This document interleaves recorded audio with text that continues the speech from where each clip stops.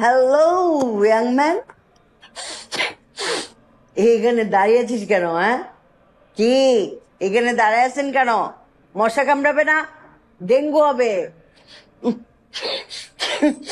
নাকটার মধ্যে এত ব্যথা দিয়েছে জানিস?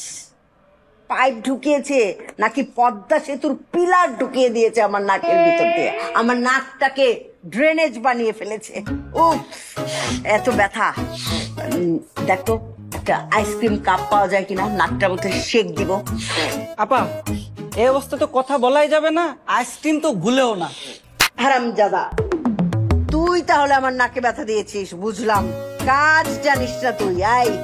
এর আগে 4-5 বার আমি ওয়াশ করিয়েছি, কিন্তু কখনোই আমার নাকে এত ব্যথা হয়নি। ও দেখ না, দাঁড়িয়ে আছিস কেন? আইসক্রিম, কি ব্যাপার? তোমার কি চৈতন্যবোধ নেই?